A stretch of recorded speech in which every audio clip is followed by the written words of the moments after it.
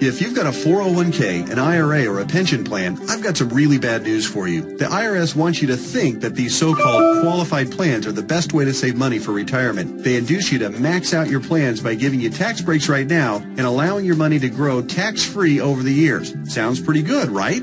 Wrong. The fact is that putting money in your 401k or IRA is almost the worst thing you could do for your retirement, because you're going to be taxed out of your gourd when you finally retire and need the money the most. Then, when you die, guess what? The IRS will hit you with a double whammy. They'll tax your estate when you die, then they'll tax whatever is left again when it is inherited by your heirs. And on top of the tax problems, you'll also have to deal with market volatility that can kill your portfolio. Just think about 2001 and 2008.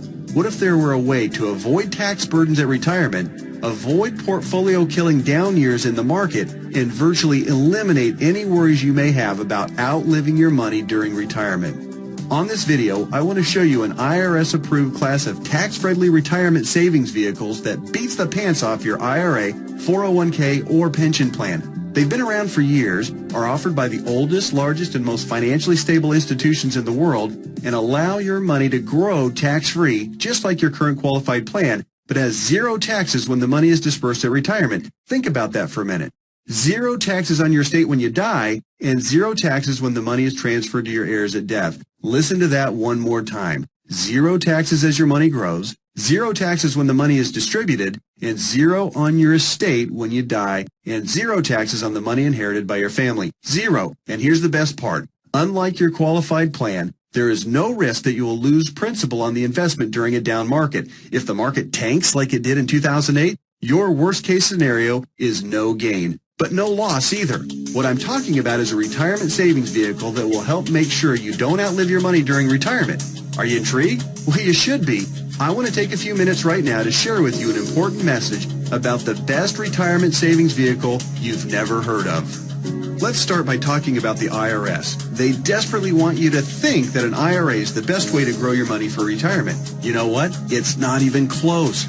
I'm talking about what the IRS calls qualified plans, IRAs, 401ks, pension plans, and so forth. Compared to traditional brokerage accounts where you'd normally buy stocks, bonds, and mutual funds, these qualified plans have some really good tax advantages. First, you can invest in a qualified plan with before tax dollars. Number two, you don't have to pay taxes on these gains every year like you do on regular stocks and mutual funds, so your money grows tax deferred. It's not taxed until you take the money out when you finally retire. That means you have more money working for you during those years leading up to retirement. Sounds pretty good, right? Well, yeah. Compared to a regular brokerage account, sure. But that's like saying a bicycle is the best mode of transportation going. Of course, a bike beats the heck out of walking, especially if you're trying to travel outside of your immediate neighborhood. But what if you're trying to travel across town or clear across the country? You might want to try a car. And what if you're trying to get overseas? Walking's out of the question. And that bicycle is pretty much worthless. You'd be much better off in a jet plane. So just to make sure you're following my analogy, a regular brokerage account is like walking, lots of tax problems. A qualified plan is like a bicycle or maybe even a beat-up old car. Better than walking, but not super helpful on extra long trips like, say, retirement. What I'm going to show you on this video is like having your very own top-of-the-line private jet, fully fueled and ready to go with your own personal pilot. Yeah, it's that much better. The key to really maximizing your retirement savings is to understand the difference between tax-deferred and tax-free. Under the IRS qualified plans that you probably have right now, your money is growing tax-deferred, which inherently means that it will be taxed at some point in the future. Guess when that point is? That's right, when you retire and need the money the most. You probably won't be working, tax rates will probably even be higher than they are now, and you won't have any IRS-friendly deductions for kids or mortgage interest if your house is paid off, which means that you'll be paying a huge percentage of what you take out to the IRS in taxes, which, of course, reduces the amount that you have to spend for living expenses and lifestyle.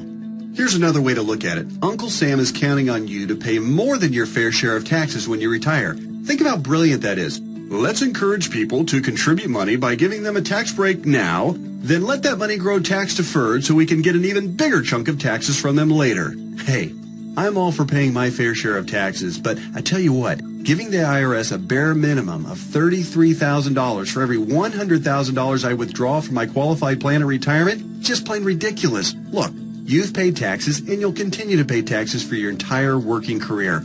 Let's keep the government's hands out of our wallets at retirement, okay? For the record, that $33,000 out of every $100,000 you withdraw isn't a worst-case scenario either. You realize that, don't you? With the probability that tax rates will rise, it's probably actually a best-case scenario. Any right-thinking person can see that the tax rate of 40 or 50% isn't out of the question 15 or 20 years down the road. So, let's talk about this so-called jet plane of retirement savings vehicles. You know, the one that beats the pants off a regular brokerage account or qualified plan. Before I tell you exactly what it is, let me show you some of the major advantages it holds. First, tax-free accumulation. Just like a qualified plan and way better than a brokerage account, your money grows year after year without having to pay taxes on the annual gains. Compound interest can then work its magic, which allows your money to grow bigger and faster. We don't need to have a discussion about compound interest, do we?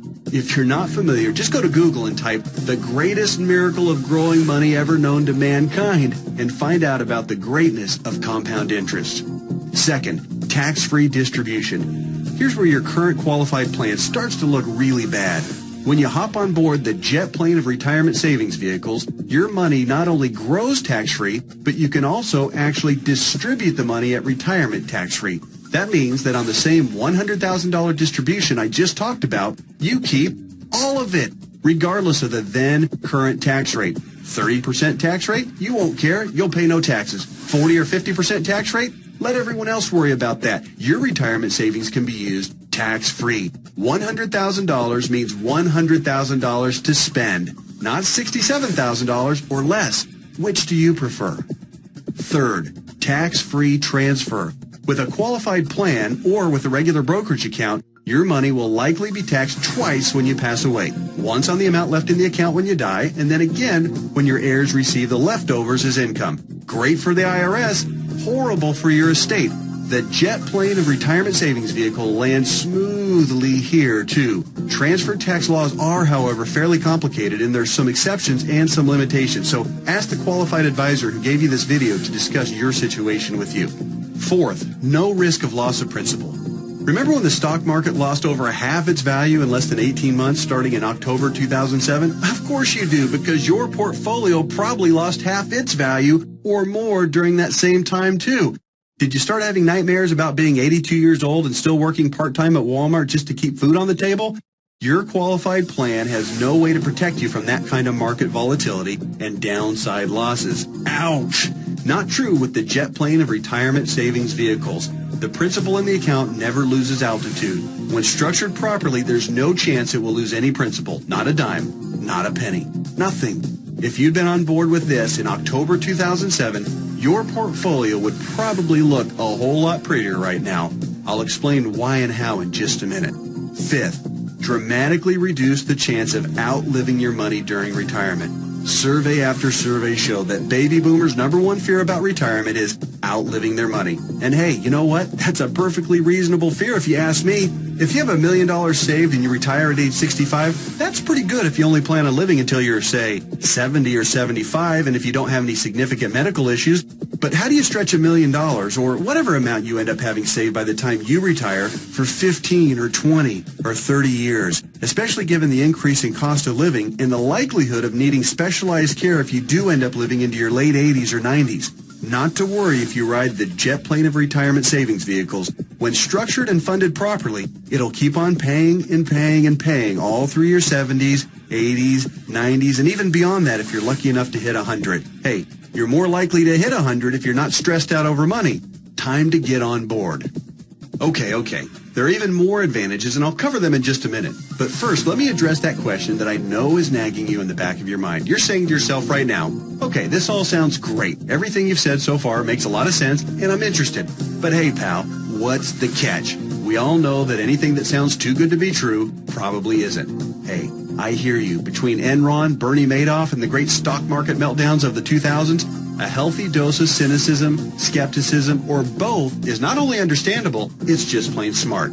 I'll tell you what the catch is, and trust me, it's more like 6 seconds of turbulence on your 6-hour flight to Hawaii on your personal jet plane then a catch. But first, a quick reality check. Just because you've never heard of this before doesn't mean that it doesn't exist, doesn't mean that hundreds of thousands of people aren't already using it, and doesn't mean that all of the advantages that I've talked about aren't absolutely real and sitting there just waiting for you. So, here's the 6 seconds of turbulence catch. Per IRS rules, you have to fund the plan I'm telling you about with after-tax dollars. In other words, you can't deduct the amount you contribute off your current year's taxes like you can with a qualified plan. That means that if you were to contribute $6,000 this year in an IRA versus this retirement savings vehicle, you'd in reality pay an extra $2,000 in taxes this year, assuming a 33% tax bracket. If you're in a lower tax bracket, naturally, your tax savings would be less. That sounds like a drawback, right? Well, actually, no. To understand why funding with after-tax dollars instead of before-tax dollars like you would with a qualified plan is not a drawback, you just need to understand the alternatives. Answer this philosophical question. If you were a farmer, would you rather pay taxes on the small sack of seeds when you purchase them in the spring, or would you rather pay taxes on your entire harvest when you sell it in the fall? Well, do the math. If a farmer bought $1,000 worth of seeds and was taxed at 8%, he'd pay $80. But if the farmer planted those seeds and paid the same 8% of taxes on a $50,000 harvest, he'd pay $4,000 in taxes. 80 versus 4,000. That's a 50 times increase in taxes paid. The same rationale applies to your retirement savings. In fact, the amount of money you save on upfront taxes with a qualified plan, remember, you'd save $2,000 in taxes by making a $6,000 contribution into a qualified plan, okay? Will almost certainly be dwarfed by the taxes you pay at retirement, to the tune of about 10 times at least. Here's why. If your $6,000 grows to $100,000 over the course of the next 30 years, remember the magic of compound interest. This is very reasonable. You'll pay at least $33,000 in taxes on the harvest. We already talked about this earlier. That's $33,000 straight to the IRS right when you'll be needing it the most. Would you rather pay $2,000 in taxes right now or $33,000 at least in taxes later? It's as simple as seeds and harvest. I've said it once and I'll say it again. No wonder Uncle Sam loves qualified plans so much. It's his way of protecting his financial future.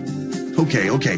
So let me go ahead and draw back the curtain and show you what the jet plane of retirement savings vehicle is. Just do me a favor and hear me out, because I'm going to admit it right now, right up front, it might sound a little, well, boring right at first. That's because it's a life insurance product called Indexed Universal Life Contract, or IUL for short. Stick with me, Skipper. Don't be fooled by any stereotypes of what you may think an IUL is. This is different than any kind of whole life or variable life or universal life plan that you may have heard about or purchased in the past. The fact is, IUL is a lot more about savings than it is about life insurance, although it does do a nice job of providing that too.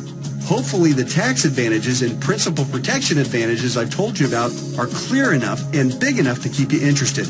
But you also need to know that the IUL, when structured and funded properly, beats the pants off of any other kind of retirement savings plan in every comparison category that matters, including growth potential, risk avoidance, liquidity of funds, flexibility of contributions, flexibility of distributions, longevity of distributions, and fees. Everything.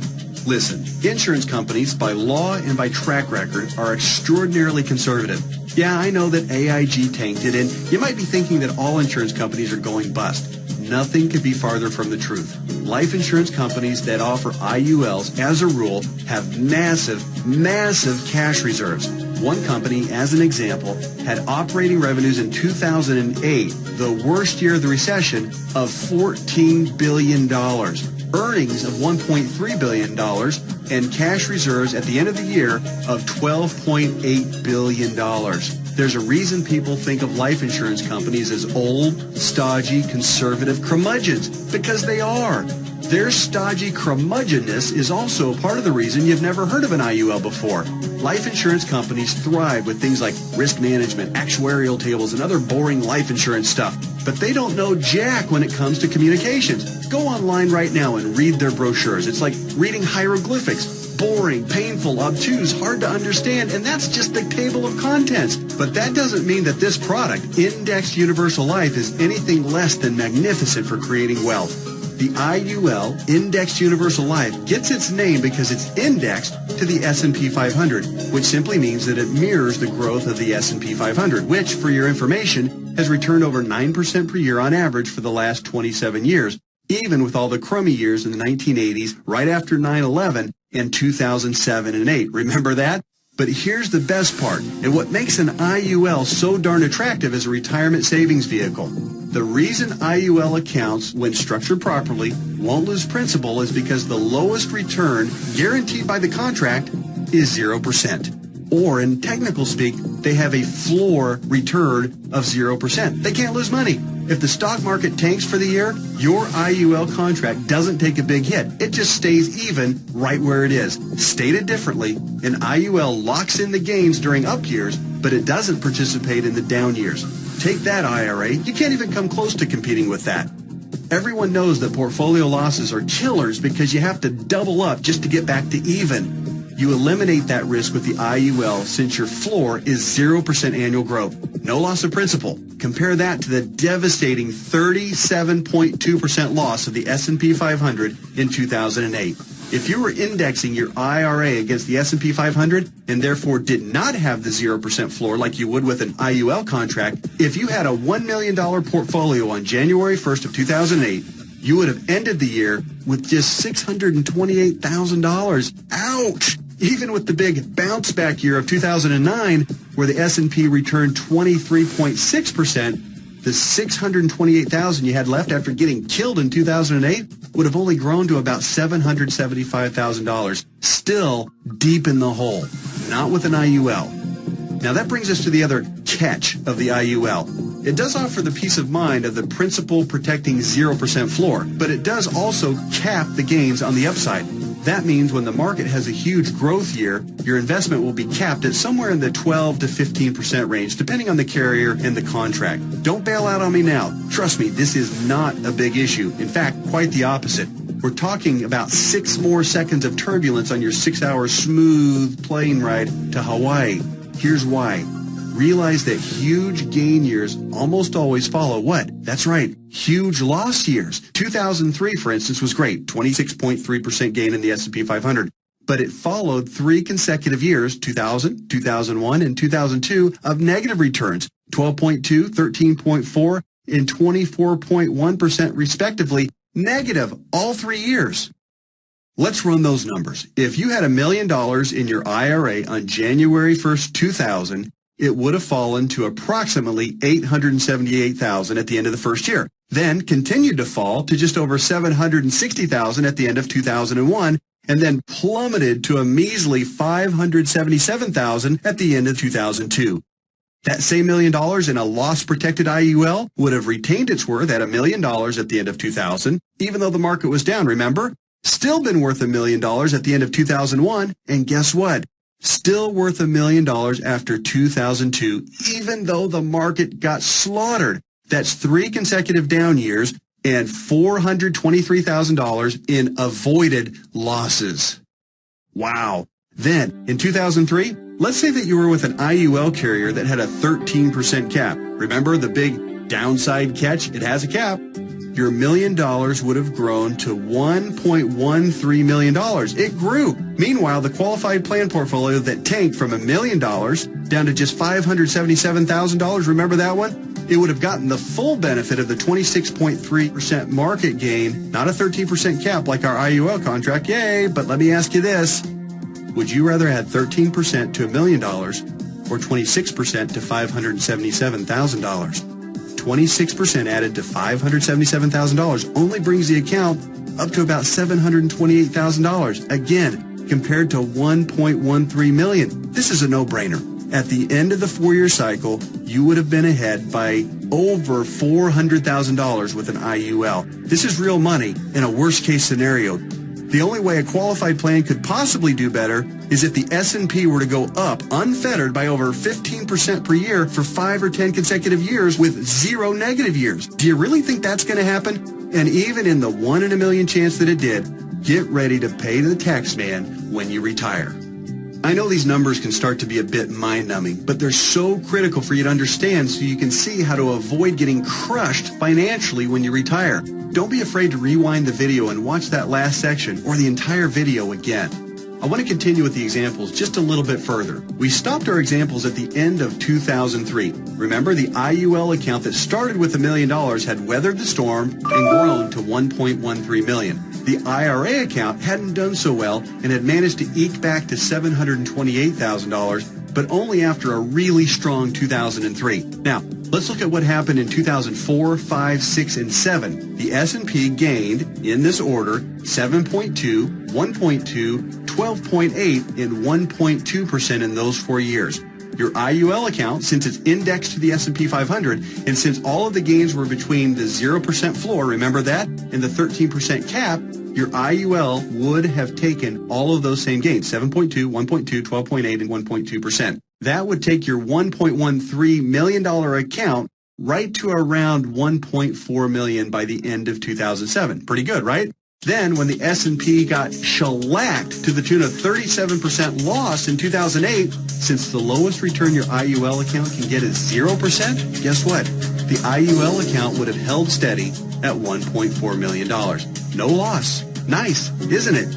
On the other hand, the IRA account would have grown from $728,000 to about $900,000 during those 4 good years. Still down by $100,000 since 2000, just in time to get crushed clear back down to $565,000 at the end of 2008. What would you rather have going into 2009? $565,000 or $1.4 million? This isn't a retirement savings vehicle for the ultra-conservative. It's a retirement savings vehicle for the ultra-intelligent. If you think market caps of 12 to 15% are a poor trade-off for a contractual guarantee of a 0% floor, you're just plain crazy. Naturally, past performance isn't an indicator of what will happen in the future, but I think it's safe to say that the market is going to have up years and down years. Protecting yourself from huge losses is one of the primary advantages of the IUL. It's impossible for me to overstate how superior the IUL is compared to your qualified plan. It's not even close. We've already covered the tax advantages. They're clear and evident. The risk avoidance issue is huge, and it favors the IUL by a country mile.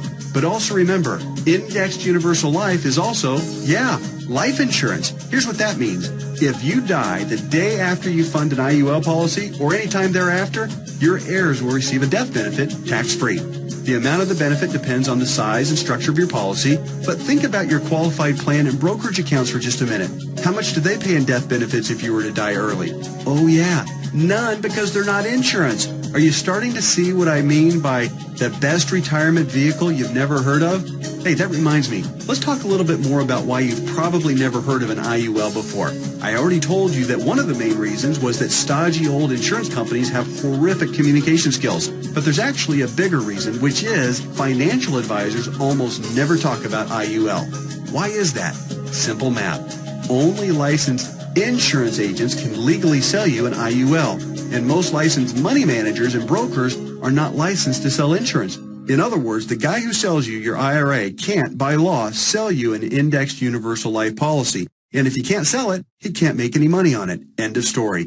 Your financial planner's motivation is to get you signed up for an IRA or 401k and then make money on you for life as your investment grows. They don't care about your future tax burden. Why should they? Seriously, call your investment advisor on the phone right now and ask about an IUL.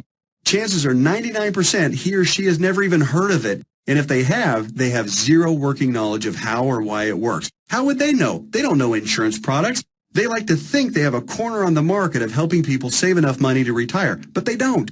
They're selling skateboards, bicycles, or roller skates and pretending like the big, shiny private jet doesn't even exist. The fact is, the IUL is the best possible wealth accumulation vehicle for your retirement. For most people and in most situations, it simply cannot be beat for tax advantages, safety, growth potential, liquidity, and flexibility. All right, just one more quick topic, and then we'll let your licensed insurance professional take over and discuss all the fine point details as they relate to your specific situation. And that topic is the logistics of how the IUL works. It works like a life insurance policy in the sense that you make monthly or annual contributions into your account. You will work with your advisor to determine what the optimal amount is for your situation. It'll vary depending on how many years you have left until retirement, your financial goals for retirement, and your current financial ability. The money you contribute to an IUL, like we've discussed at length, will continue to grow tax-free. Unlike a qualified plan account, you may have access to your money at any time you want or need it without a penalty before or after you retire. That's what's called flexibility. When you do pass away, the balance of the account will be passed to your heirs tax-free, just like with any other life insurance policy. The IUL really does offer the absolute best of all possible scenarios. It's tax-friendly, it's safer than safe, and it gives you flexible access to your money. The next step is yours. You simply need to meet with a licensed insurance professional who gave you this video and discuss your particular situation. He or she will answer all of your questions, I'm sure you have several, and discuss all of your options. You may want to consider watching this video again, this time with a pen and paper handy to jot down any notes or questions you may have. Like anything else worthwhile, there are plenty of details to be covered, and there's a bit of a learning curve. But whatever you do, don't do nothing. There's too much at stake. Don't fall prey to what I call the law of diminishing intent. You know what I mean. You intend to make the call and learn more, but you get overwhelmed with 1,000 little urgencies of life, and you look up and a few months or even a few years have passed and you haven't done anything. So take one action right now. Set an appointment to meet with the insurance professional who gave you this video. That's it. Do that one thing right now and take a closer look at the jet plane of retirement savings vehicle, Indexed Universal Life. You'll be glad you did.